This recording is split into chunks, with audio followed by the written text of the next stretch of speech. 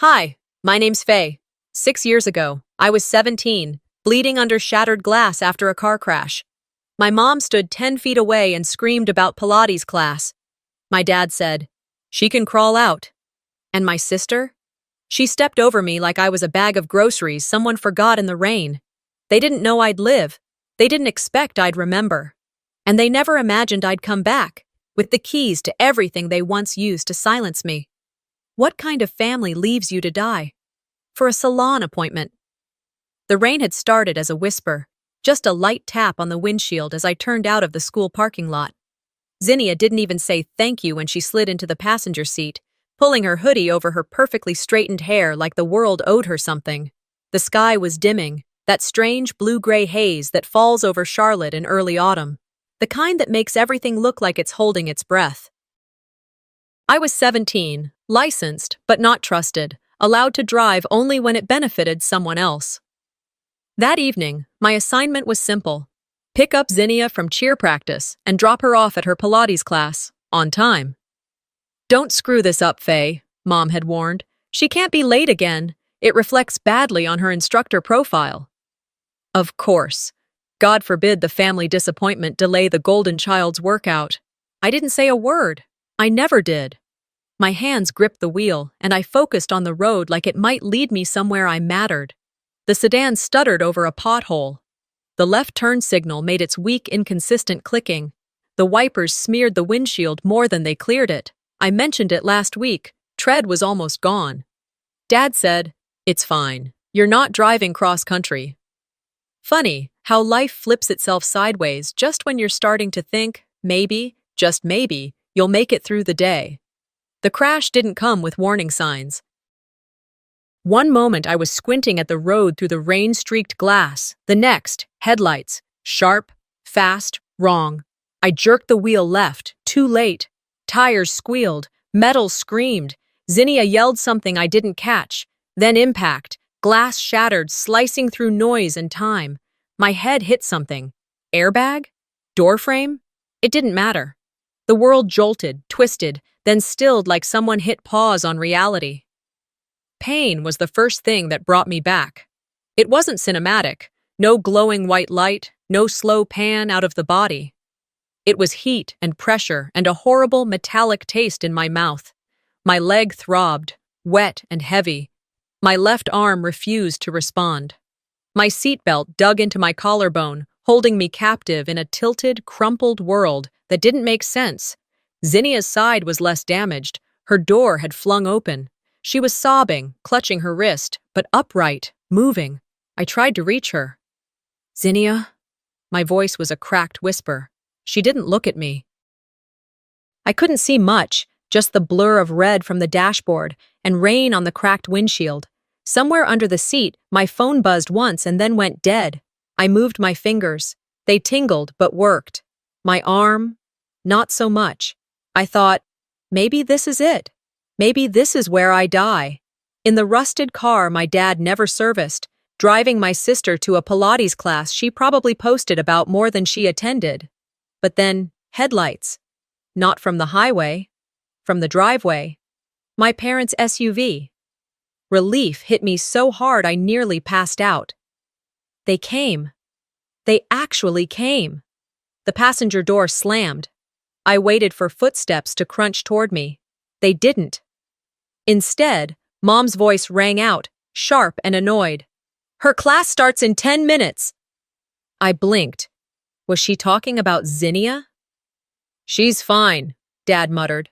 "The car's totaled." My heart dropped. "No, it's junk. I said that last week," Mom snapped. "Why would you let her take this thing?" "She insisted," Dad replied. I whimpered, barely loud enough to hear myself. "Mom!" Nothing. Vera's heels clicked toward the open passenger door. I could hear her fussing over Zinnia. "Oh, sweetheart, you're shaking. Sit up. We've got to go or we'll lose the spot." "Mom!" I tried again. "My arm!" She didn't turn. Zinnia glanced at me, then she stood, slowly, deliberately, and stepped over my bleeding leg. She didn't look down, didn't flinch, Wearing her favorite pair of Lululemons, she climbed into the back seat of the SUV like I wasn't even there. Dad's voice came from the other side. If she could drive into a wreck, she can crawl out. The door shut. The SUV rolled away. I stared at the taillights until they disappeared into the wet road. I lay there, half pinned, half soaked, heart cracking open in ways I didn't know possible.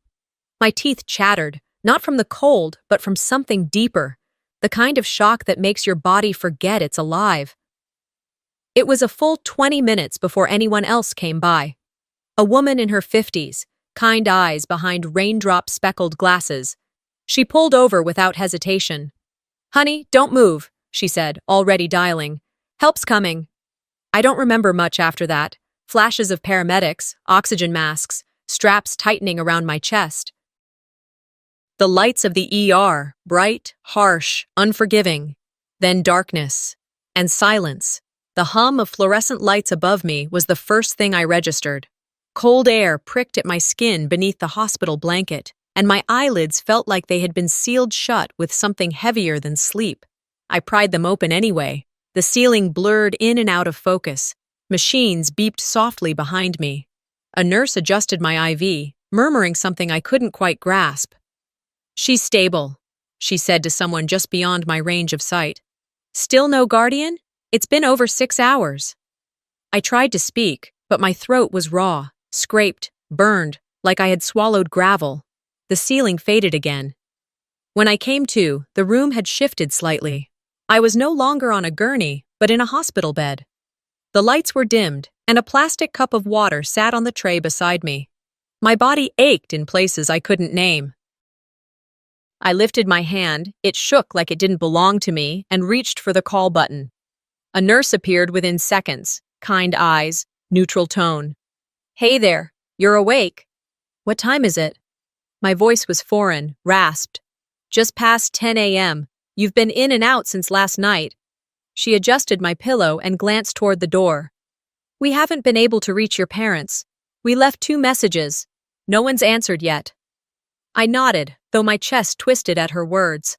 I already knew they hadn't come. Somehow, I knew from the moment I opened my eyes.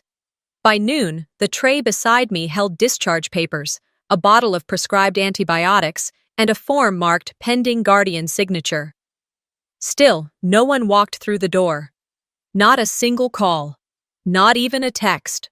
A social worker came by around 2 p.m. She was gentle, but I could feel the calculation behind her words, gauging whether I was abandoned or simply an inconvenience. "We can keep you here another night if we can't get a hold of anyone," she offered. I almost said yes, just to delay going back to a house that wasn't really mine anymore. But at 4:17 p.m., Vera arrived. She walked in like she was attending a PTA meeting, heels clicking, Starbucks in hand, sunglasses still on. Her voice was clipped, efficient. "I signed the papers. We need to go. They're charging extra for every hour." No hug, no eye contact. Rhett trailed behind her, arms crossed like he was in line at the DMV. His eyes flicked toward my cast, then away. I cleared my throat. "You didn't answer." "We were busy," Vera said, already turning. "You wrecked the car. You'll have to help pay for that." I was driving Zinnia to her class. She paused just long enough to reply, "Well, next time maybe watch the road." "I couldn't feel my leg," I said quietly, more to myself than to her. Rhett finally spoke. "You're not paralyzed. Be thankful." I blinked at him, stunned. Vera tossed her cup into the trash near the door. Emily's Pilates instructor was furious. Do you know how long it took to get that time slot for her? She has followers now. She needs consistency. I let that sit in the air between us for a moment. They were more upset about Zinnia missing a class than me nearly losing a leg. That wasn't new, but this time, it didn't just hurt. It lit something up inside me, quiet and sharp. They signed the remaining forms with brisk efficiency. Not once did they ask how I felt. The nurse handed me my clothes, wrinkled and still damp from the accident. I dressed slowly, teeth gritted against the pain in my shoulder. They didn't offer to help. The social worker pulled me aside before we left. "Are you safe at home?" she asked softly. I hesitated. "I'll be okay," I said. I wasn't sure if I was lying. Outside, Vera unlocked the SUV from a distance and got in without looking back. Rhett opened the passenger side and slid in like he was running errands, not picking up his daughter from the ER. There was no small talk on the drive. No, "How are you feeling?" No, "We were worried." Only silence. As we pulled into the driveway, Vera finally broke it. "You need to start taking more responsibility. We're not going to baby you. You're 17. It's time you learned how the world works." I stepped out without a word. My crutches clicked against the concrete. Every movement sent sparks up my spine. Inside the house, nothing had changed. Zinnia sat on the couch, scrolling through her phone. She didn't glance up as I passed. I moved toward the stairs. My old room would still be there. My bed, my books. I hoped. But instead, I paused near the kitchen. Something in me shifted. A memory bloomed. The week before the crash, I had washed that car myself, scrubbed the tires, vacuumed the seats, Windexed the mirrors. I did it so Vera wouldn't complain, so Rhett might notice, so maybe, just once, someone would say, "Thanks, Faye." They didn't. I had scrubbed that car like I was trying to earn my way into their story. I thought if I worked hard enough, showed up enough, they'd see me. Turns out, I wasn't invisible. I was just optional. That night, I sat on my bed in the dark. The cast itched, my ribs ached, but none of it compared to the way my chest felt. Tight, empty, like a hollow shell someone forgot to fill. I picked up my phone, finally charged now. There it was. Zinnia's latest Instagram post. Her hair perfectly curled. A peace sign thrown at the mirror. Caption: "Drama, but still slayed, #blessed. Over 1,000 likes. Dozens of comments praising her resilience, her glow-up, her curls. "Your fam is iconic. You're the strong one, girl. Hope your sister's okay, but you ate." I didn't comment. I didn't cry. I just stared. And then I whispered to no one. They left me bleeding once. But this time, they won't see me crawl. I didn't sleep that night. Not really. I closed my eyes, sure, but sleep didn't come. My body rested, but my mind felt like it was pacing in circles. Every time I tried to drift off, flashes of the crash came back, the crunch of metal, the silence after, and their SUV pulling away like I was just a cracked curb they had to step over.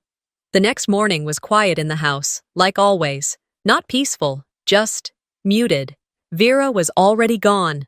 Rhett sat in the kitchen drinking black coffee like he did every day, as if I hadn't been in the hospital the night before.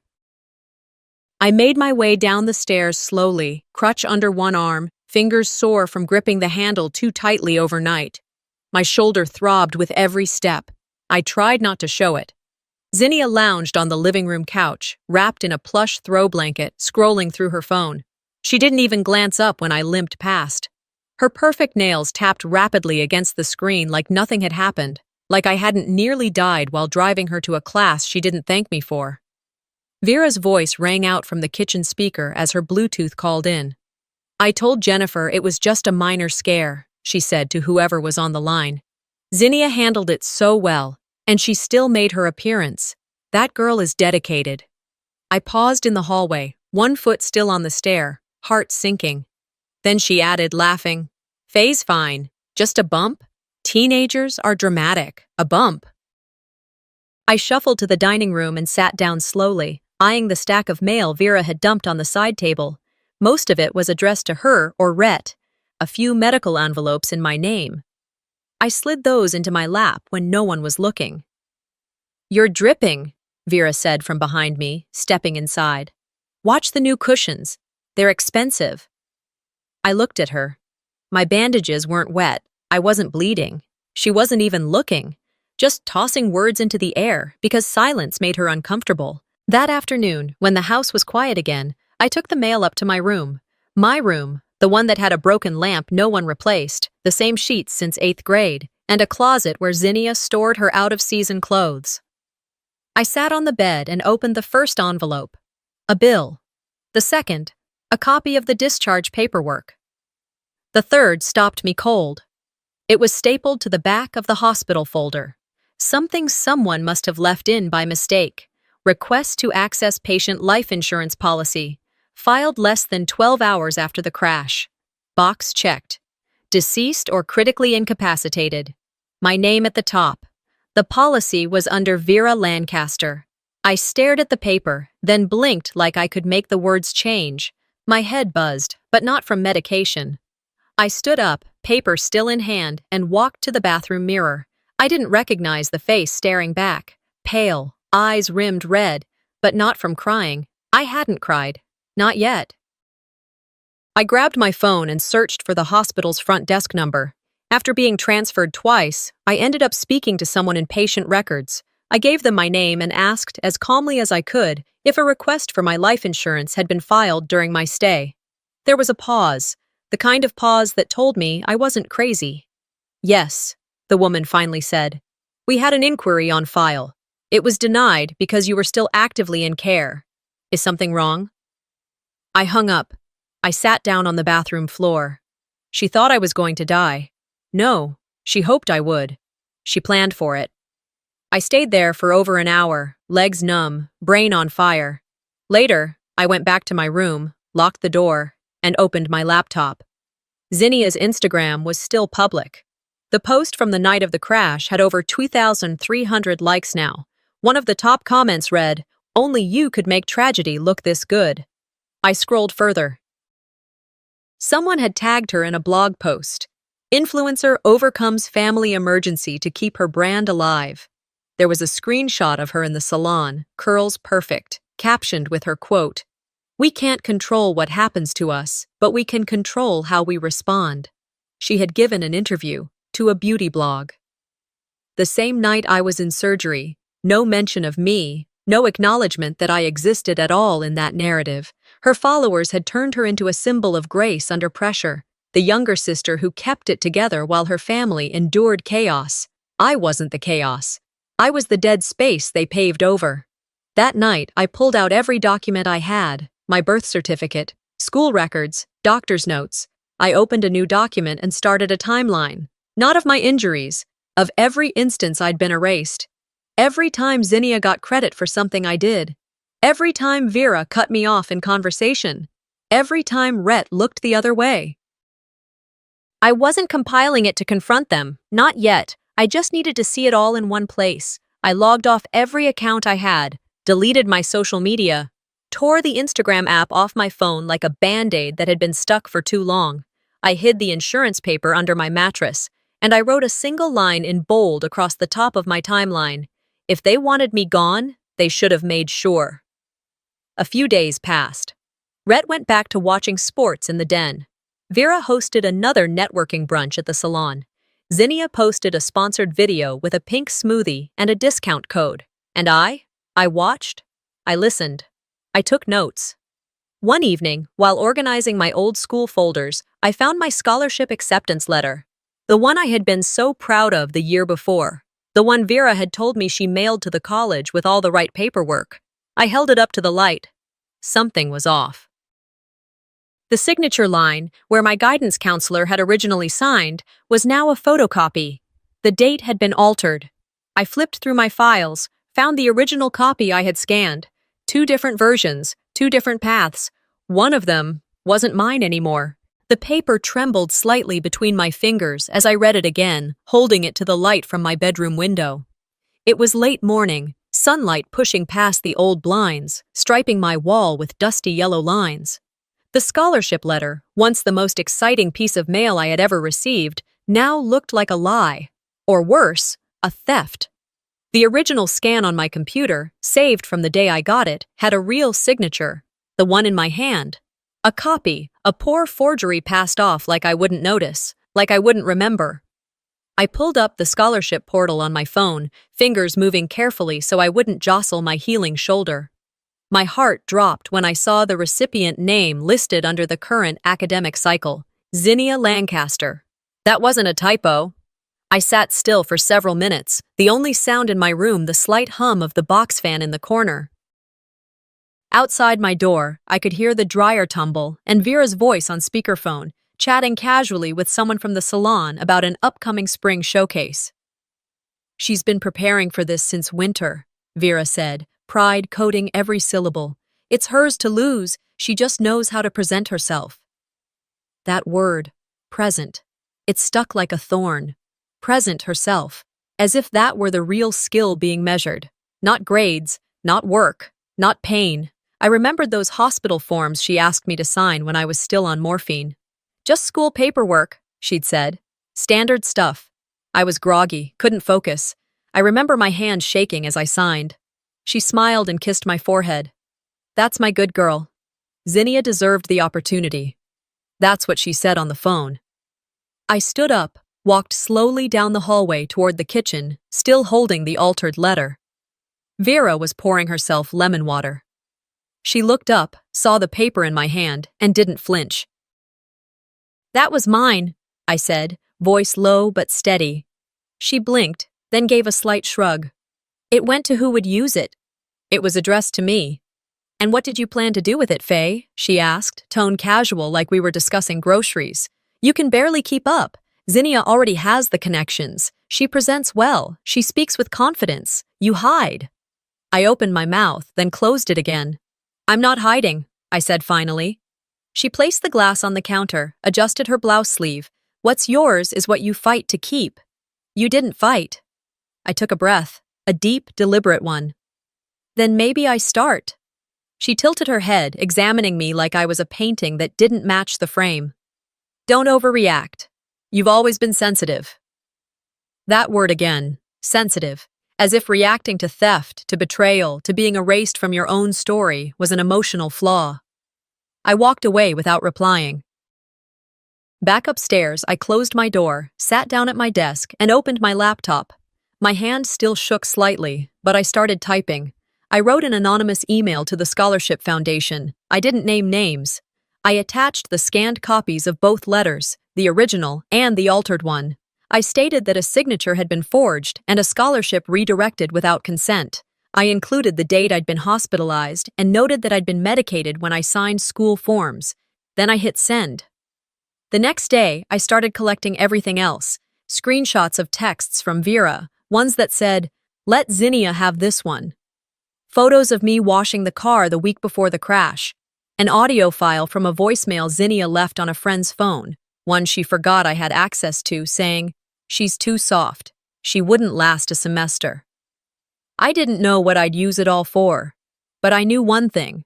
I wouldn't be caught unprepared again. The energy in the house shifted.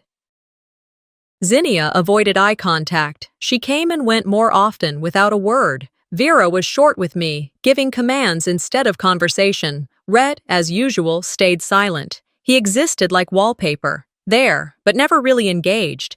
It became clear I wasn't just invisible anymore. I was a problem they wanted solved. One night after dinner, I approached Vera as she loaded the dishwasher. "If you take one more thing that was meant for me," I said calmly, "I'll take everything back." She paused, hand still gripping a ceramic plate. "Take what?" she asked with a dry laugh. "You don't own anything." I smiled then, small and tight. "You'd be surprised what I'm keeping." She didn't ask what that meant. She didn't have to. Later that week, I walked home from the community library after using the public computer to print a few documents. It was dusk, the kind that made the streetlights flicker as if uncertain whether to turn on. As I passed the salon, I slowed my steps. The front windows were dark, the open sign flipped. Vera had gone home early. I stood there, staring at the space where she built her little kingdom, the place where Zinnia had taken countless selfies, the place that had, in so many ways, symbolized their version of success. Then I noticed something. Next door, the adjacent storefront had a white paper taped inside the glass. "For lease, available immediately." I stood there for a long time. A car drove by, music blaring through the cracked window. Somewhere down the block, someone laughed too loud. And me? I smiled for the first time in weeks. If I couldn't reclaim what they took, I'd build something next to it and make them watch. The wind had picked up since I'd passed the "for lease" sign. By the time I got back home, the clouds were rolling fast across the sky, making the porch lights flicker like something out of a bad horror movie. I stood in the driveway for a long minute, watching the windows glow with the familiar yellow light of the house I'd grown up in. A place that had once meant something more than walls and a roof, but tonight it felt smaller than ever, shrinking around me, or maybe I was just outgrowing it. Inside, Vera was at the kitchen table with her tablet, reading through an email from her salon supplier. Rhett had the television on, muted, watching the evening news as if anything that happened beyond our street was worth his attention. Zinnia's laughter floated from upstairs, probably FaceTiming one of her perfect little minions about her latest beauty campaign. No one looked up when I walked in. I went straight to my room. That night, sometime after midnight, I packed. Not in a dramatic, noisy way. There were no slammed drawers, no thrown clothes, just quiet, careful movement. One bag, just enough. Birth certificate, driver's license, the insurance paper I'd hidden under my mattress, a flash drive with all my files, my old laptop, a few pairs of jeans, 2 sweaters, my walking boots, no photos, no journals, nothing they'd notice missing. At 3:11 a.m., I left a note on the kitchen counter. I didn't bother sealing it in an envelope. It said, "If I am a burden, then I will no longer ask to belong." I stepped outside into the cold without looking back. The air had a bite to it that early in the morning, and my knee still ached from the accident. But I walked 5 blocks to the bus stop, not a soul out except the occasional porch light and a raccoon that darted across the street. The last city bus rolled up 10 minutes later, and I boarded with 4 crumpled dollar bills and a deep breath. The driver gave me a glance, didn't ask questions. That ride was the quietest form of freedom I had ever felt. No one texted to ask where I was. No one called. They didn't even pretend. And somehow, that stung worse than if they had yelled. The next few hours moved slowly. I arrived at a quiet residential street just past 5 a.m., the sun barely coloring the sky. I'd texted someone I hadn't spoken to in nearly 2 years, Mr. Harris, my old high school counselor. He'd been kind once, during a rough patch my sophomore year when my grades dipped and no one in my house seemed to care why. I remembered his words. "You don't have to be loud to be seen." I didn't know where else to go. He met me at the door in a robe and slippers, hair gray at the temples, face lined but warm. "You look like someone who needs one adult to say yes," he said. I nodded. I couldn't trust my voice yet. He didn't press me for answers, just led me down a narrow hallway to a small guest room at the back of the house. The wallpaper was peeling, the bed squeaked, the radiator knocked, but it was clean, and it was mine, for now. I collapsed onto the mattress, exhaustion crashing over me like a wave I'd been bracing against too long. For the first time in weeks, I slept without interruption. The following morning, Mr. Harris made oatmeal and coffee. He didn't ask how long I'd be staying. He didn't ask what had happened. He just poured me a second cup and said, "There's a temp agency 3 blocks down. If you're looking for work, they know me. I'll vouch." That week, I started part-time at a local call center. It was the kind of job no one wanted, repetitive, thankless. But it paid enough for me to feel like I had a foothold. I saved every receipt, every stub, every login code. My evenings were quiet, spent reading articles on community college enrollment, financial aid, and how to apply under a new mailing address. I was technically still a minor, but the world had long since treated me like an adult. One night, I sat on the floor of the guest room with my laptop, a legal pad, and 3 old shoeboxes full of documents. I wasn't just collecting anymore, I was archiving. The timeline I had started back at Vera's house grew by the page. This wasn't about revenge, it was about truth. It was about proof, and it was about power, the kind you earned quietly and held tight.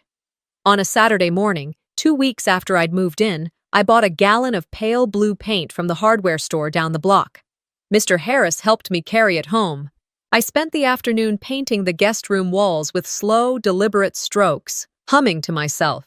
At one point, he passed by the door and said, "Looks like you're making it yours." I smiled, smudged with paint. "No one's name but mine on the lease," I replied. He paused, eyes kind.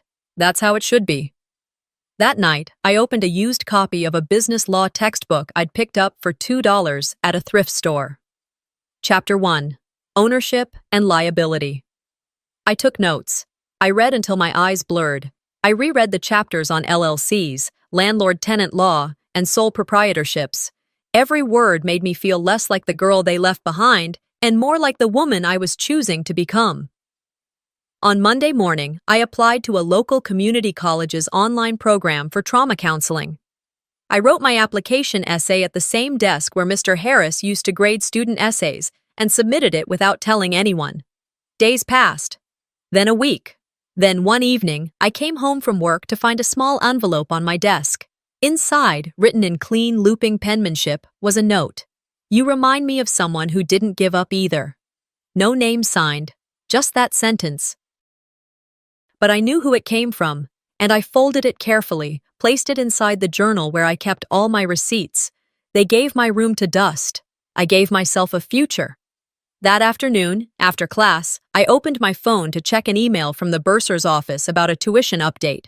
But before I could tap into my inbox, the screen lit up with a link texted by a former classmate, one I hadn't spoken to in over a year. "You seen this yet?" the message read, followed by a laughing emoji. I tapped the link. The video opened instantly. Zinnia, in full makeup and an outfit that looked sponsored, smiling into the camera. "Hey y'all, so today I'm doing something super personal. This used to be my sister's room. But after everything, we decided to turn it into a space that reflects positivity and forward movement." I froze. The frame behind her showed my old bookshelf, still dented from the crash when it was moved into storage. My high school trophies, once lined up in order, now randomly stacked in spray-painted gold, serving as ironic decor. Zinnia twirled. "We're turning trauma into glam. Because let's face it, some things are too sad to keep around." I didn't feel my jaw tighten. I just noticed it was already clenched. The comments rolled in faster than I could read them. "Slay Queen! Love the transformation." "Your sister must have been so dark." "LOL, poor girl. She's just dramatic." I locked the phone and put it face down on the table. My fingers trembled. That room, my room, was where I used to read under the covers with a flashlight because Vera thought overhead light was a waste after 10 p.m. It was where I wrote my first college essay, where I'd cried the night my acceptance came in because no one in my family even said congrats. Now it was a backdrop for a rebranding video. I turned my phone back over, opened my notes app, and typed exactly one sentence. "What if the room you glamorize was where someone bled alone?" I didn't sign it. I posted it anonymously to a trauma survivors forum. By morning, it had been reshared over 8,000 times. No hashtags, no photos, just those words. People started replying. This hit too close to home. Thank you for saying it. I needed to read this today. That same morning, a memory hit me out of nowhere. It was from 2 days after I'd been released from the hospital. My leg was still wrapped, my shoulder stitched and raw. I had limped into the kitchen, trying to pour myself cereal with one arm, when Vera poked her head in. "We're short-staffed at the salon," she said, not bothering to greet me. "You can help." I blinked. "Mom, I can't even lift my—" "You can wipe. That's all I need. Don't be so selfish." I didn't even have energy to fight her. I went. The salon smelled like lilac and bleach. The women at the front desk barely glanced at me. Vera handed me a toilet brush and a spray bottle. "You want to stay home and rest? Then make yourself useful first," she said, loud enough for her client to hear. I spent the next hour on my knees, scrubbing tile grout while she laughed about my dramatic reaction to a car accident. I didn't cry then either, but I remembered every minute. That night, I sat across from Vera at the kitchen table. I looked her in the eye and said, "I'm not your mess to clean." She didn't miss a beat. "No, you're the mess I have to keep explaining." I smiled. "Then stop lying." She scoffed and went back to her laptop. I walked away before she could say anything else. In my room at Mr. Harris's house, I started researching business registrations. I knew Vera had her salon lease under her name and had renewed it every 3 years like clockwork. The building itself, though, was owned by a retired businessman named Gerald Myers. A quick county records search told me everything I needed to know. He was 78, semi-retired, and looking to liquidate properties before moving to Florida. I reached out under a pseudonym, Dr. Faye Morgan. It was technically true. I was registered as a counseling trainee under my middle name and newly changed surname. I wasn't hiding. I was moving differently. Mr. Myers answered within a day. We met at a diner off the interstate. He ordered eggs and bacon, and I sipped weak coffee and explained my vision. Therapy services for underserved youth, built in a familiar setting but offering something new. He nodded, listening. You want the space next to Vera's salon? He asked finally. Yes. You're related? Let's just say we used to be close. He slid the lease paperwork across the table. Make it yours. Weeks passed in silence. I didn't announce anything, didn't post, didn't brag. Then one morning, Vera stood at the mailbox in her silk robe, flipping through letters. She paused at a plain envelope. No return address. Her name was listed on the exterior. Inside was a copy of the lease transfer document. To Dr. Faye Morgan. Her fingers tightened on the page. She didn't speak. She didn't need to. I watched from across the street, quiet, still. The reflection she saw in the paper wasn't just a new name. It was the ghost she thought she'd buried. They saw a ghost in the lease paperwork. But I was very much alive. 3 days passed between the moment Vera opened that envelope and the morning of her annual spring beauty event. I waited, intentionally, until the very last moment to strike. Timing wasn't just about showing power. It was about reclaiming the hours, the years, the entire season of my life that had been stolen and silenced in that very space. The sun rose over the salon the morning of the event like it always had, gold and unapologetic. From across the street, I watched the glass storefront sparkle, banners fluttering with pastel pinks and gold foiling. Glow into spring, the ultimate beauty showcase. I couldn't help but scoff softly. Vera had always been about appearances, what the house looked like, what the salon looked like, what her daughters looked like. But she never paid attention to the details that mattered, like the lease name on a building. I arrived before dawn, using the keys the landlord had given me. The building was dark, empty, still carrying the faint scent of last night's bleach and rose diffusers. I moved through the front area with deliberate steps, removing posters from windows, gathering client folders, setting them aside in sealed boxes. Nothing destroyed, nothing stolen, just transitioned. Ownership meant documentation.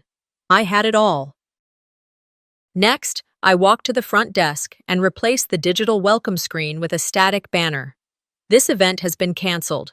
Please direct all inquiries to Dr. Faye Morgan. It blinked in calm white letters on a dark slate background. Clean, clear, unapologetic. I placed the framed quote at the reception desk last. She can crawl out. 6 years old now, that sentence. I hadn't needed to scream. I only needed to remember. With that, I locked the door and left for a coffee down the street, returning just before 9 a.m. to wait on the sidewalk as the guests began to arrive. They came in waves, local influencers with matching tote bags, mothers and daughters with tight curls and loose wallets. Zinnia showed up 30 minutes later in a peach suit and sunglasses, followed by Vera and Rhett. Her phone was already out, filming. "Good morning, beauties," she called to the camera. "We're kicking off the season with something unforgettable." That, at least, was true. As they reached the front entrance, I walked up the steps and stood just inside the lobby with a clipboard in hand.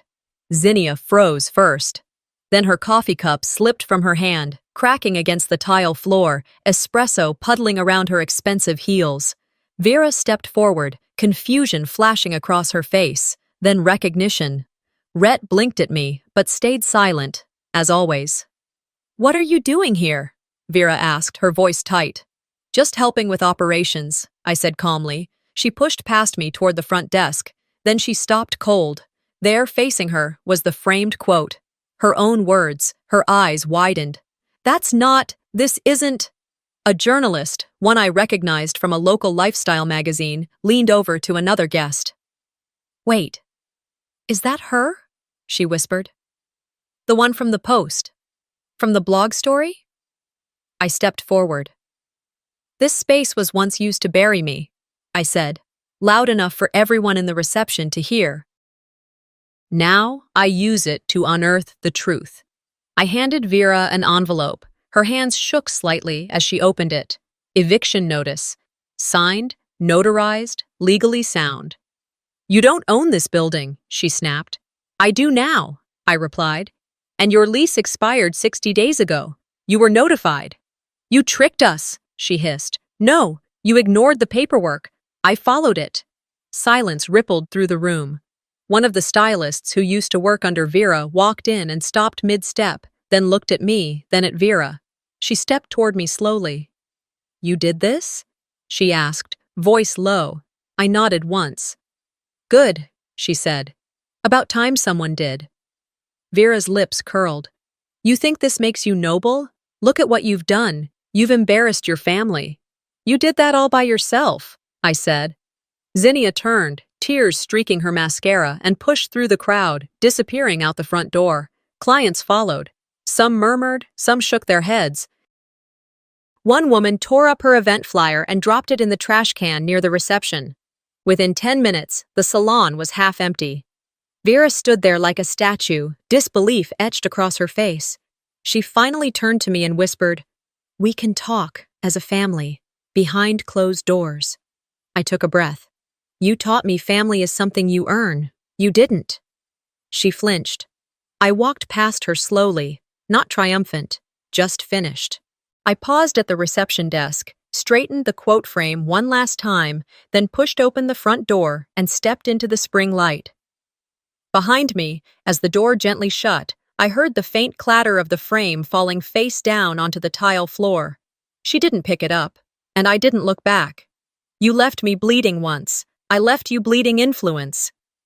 After the salon incident, the silence was louder than the confrontation. I didn't celebrate. I didn't post. I didn't even speak about it with Mr. Harris when I returned to the guest room that night. I simply made tea, opened my laptop, and got to work. By dawn the next day, my inbox lit up. Subject: Event cancellation statement needed. Subject: Media inquiry. Salon change of ownership. Subject: Speaking opportunity. Local panel on generational estrangement. I ignored all of them. Instead, I brewed another cup of tea and wrote a reply to an email that had arrived just after midnight. It was from Zinnia. Subject: One last ask. The body of her message was brief. "I'd like to rent the salon space for a one-time event, something to rebuild the family name, a redemption story. It would be nice to remind people of our legacy. Let me know if we can work something out. Z." Legacy? I stared at the screen for a full minute before opening a new window and drafting my reply under my business email. Request denied. Legacy revoked. I didn't elaborate. I didn't gloat. And yet, within the hour, my email was making the rounds. Someone, probably a former stylist or a disgruntled client, leaked a screenshot to a local lifestyle blog. The headline the next day read, "Revenge or Reckoning? Anonymous owner denies infamous influencers return to spotlight." The comments weren't kind. Finally, someone stood up to that family. This was long overdue. She earned that no.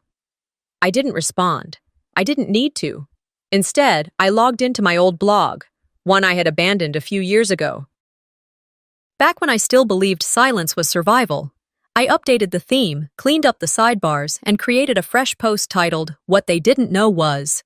It began with the accident, then it backtracked, the forgotten birthdays, the repurposed room, the Instagram post made while I bled in an emergency room, the scholarship that changed names, the insurance policy that was activated before I was even stabilized. No names were mentioned, but the story, it was mine. I uploaded receipts, dates, screenshots, statements. I didn't spell it out. I let the timeline speak for itself. The post went live at 8:12 p.m. By midnight, it had 11,000 shares. By noon the next day, it was trending nationally in mental health spaces. By the end of the week, the number had passed 200,000. I didn't watch the numbers. I watched the comments. I've been the invisible one too. This feels like my childhood in print. Please keep telling your truth.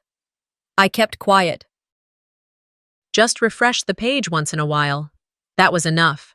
Then, the unraveling began. Vera's name was quietly removed from the church newsletter. The salon's client list, once booked solid, dwindled within days. A wedding planner rescinded a long-standing booking for bridal hair. Zinnia's beauty brand sponsors dropped her silently, no public statement. Then came the murmurs. I always wondered why Faye disappeared.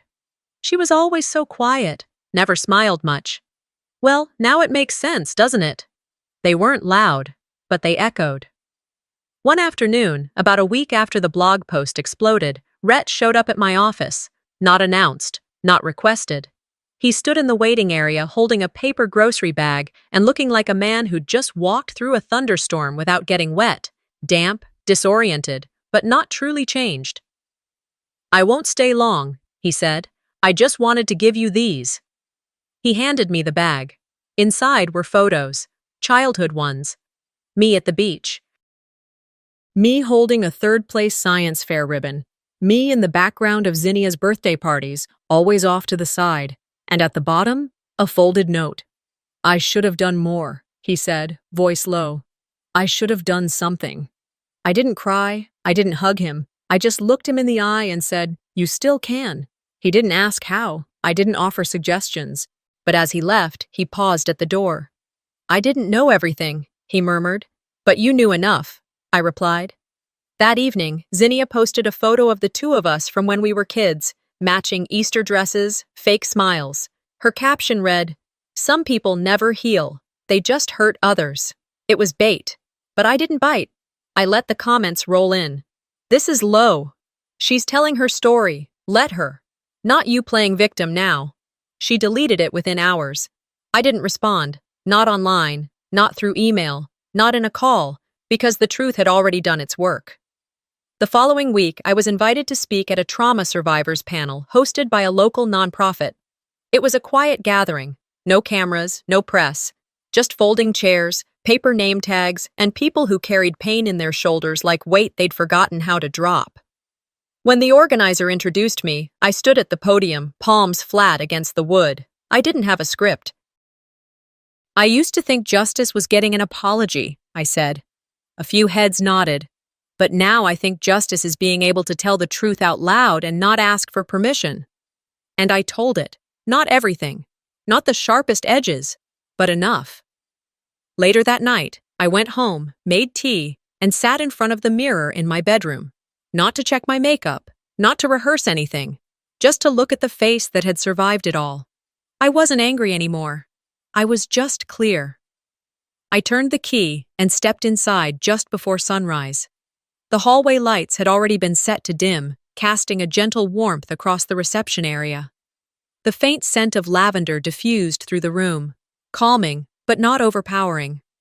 The air inside the resilience room always felt a little thicker, a little more sacred than other places. Maybe it was the silence we respected here, or maybe it was the weight we gently lifted off the shoulders of the kids who came in. The teens sat quietly in the waiting area, some scrolling their phones, others doodling in worn notebooks. No one made small talk. They didn't have to. This was one of the few spaces where they weren't expected to perform. I stepped behind the front desk, greeted my assistant with a nod, and picked up a folded piece of paper that had been left for me. My name was scrawled across the front in handwriting I didn't recognize. Inside was a note. I thought I was the only one. No signature, no return address. But I knew who it came from. One of the girls who had sat in that very lobby months ago. Quiet, shaking, and not making eye contact. She had left without a word the first 2 sessions. On the 3rd, she stayed. By the 5th, she spoke. On the 8th, she laughed. This was why I built this place. Later that week, we held a small ceremony, our first ever. Just 30 people. Parents of students who had stayed clean for 6 months. A handful of teachers from the nearby school who had quietly donated. And one special guest, a teenager named Kayla, who had submitted her application for a scholarship we launched that spring. She stood at the podium, face trembling as she held her note cards. I don't have a lot of people in my life who say, I'm proud of you, she began. So when someone said it here, I didn't know what to do. She sniffled, wiped her cheek. But now I say it to myself. And that's because of this place. I walked over to her slowly and handed her the certificate. You don't need their applause to be proud of yourself, I said, softly but clearly. Kayla crumbled into tears, and the room stood, clapping. I didn't cry, but I did feel something loosen in my chest, like a thread that had been tangled for years, finally unraveling just enough to breathe. A week later, I spoke at a panel hosted downtown. It was simple, just 5 of us sitting in chairs, no press, no microphones. Just a few dozen folding chairs, a circle of stories, and a moderator who didn't cut anyone off. When it was my turn, I stood and said, "They saw me bleeding and walked away. Today, I open doors for those who were told they were in the way." I didn't need to say more. Afterward, people came up and asked for hugs. Others slipped notes into my palm, words they hadn't yet found the courage to say out loud. I held each one like a sacred thing. 2 days later, I got the final text from Vera. It came in during a break between sessions. "So you've won. Hope it was worth it. No hello, no name, no apology." I stared at the screen for 3 seconds, then pressed delete. I didn't even bother saving the number. Back in my office that evening, I turned off the lights and sat behind my desk. On the wall behind me hung 2 photos. One was of me at 6 years old, missing teeth, holding a stuffed raccoon I used to carry everywhere. The other was the ribbon-cutting photo from the day we opened the resilience room, me in a simple dress, scissors in hand, eyes locked on the future.